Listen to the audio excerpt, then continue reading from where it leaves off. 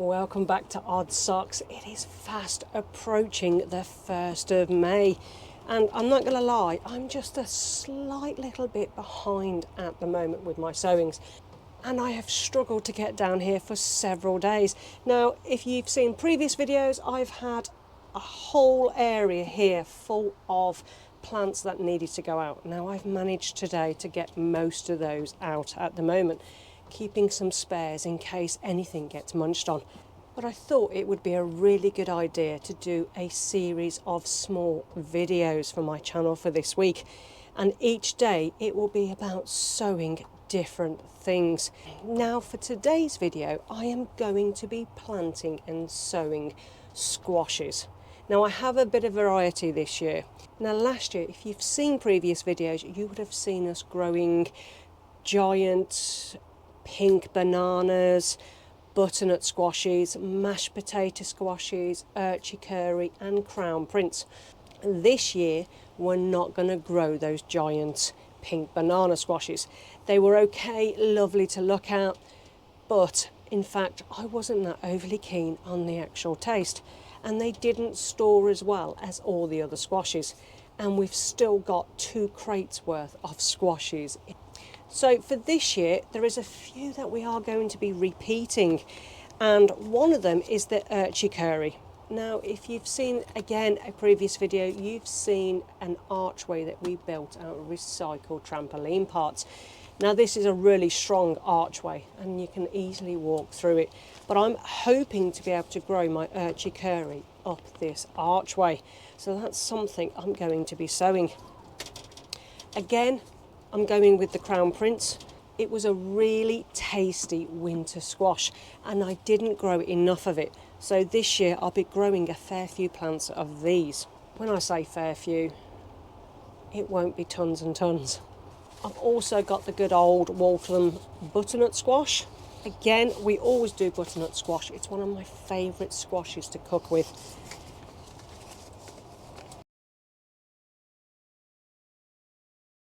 And the buttercup winter squash too.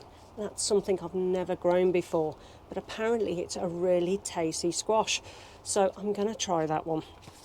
Now one of the other ones I'm going to grow, and it's not because of the taste or maybe for the cooking either, it will be a Pacific giant winter squash.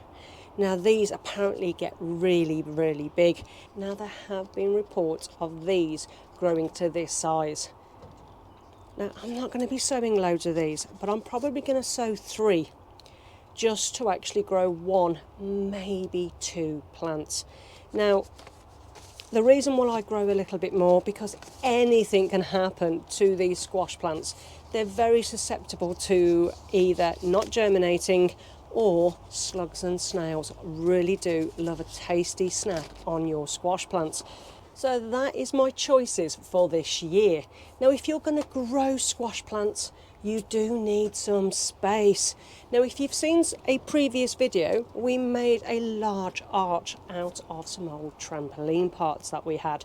Now this is really strong, and I'm going to be growing my urticurry up and over that arch. Well, hopefully I'm going to. I want to try a little bit more vertical growing this year. Now if you can hear the wind, I apologise. I've come into the greenhouse to try and avoid it, but yet again, here in the UK, it's another really blustery day. Go figure. So other places I'll be growing my squashes is on the side of my corn bed, so they can actually trail around the corn, and down by my bean beds. Corn and beans grow really well around squash plants, and they are both tough enough to compete with the extra foliage once they get to a certain size, that is. So that's what I'm going to be doing this year. Most of these squashes are going to be going into my no-dig beds in certain areas, but there is a few areas that I've got just a very small amount of compost on. So this year what I'm going to be doing, because it's the newer side of the plot that we only got last year, I want to actually add some chicken manure pellets or some blood, fish and bone to the actual planting holes. Now if you've got some well rotted manure, it is perfect for the base of your squash plants. In fact, if you've got a compost heap that's pretty much rotted down but still a little bit warm, you can easily grow squash plants in those compost heaps. In fact, every year we always end up with volunteer squashes, but in general we never eat them because you never know whether they've been cross-pollinated and whether they've got this, which means that they could make you a little bit sick. Now, squash plants are ideal to be growing here on your allotment.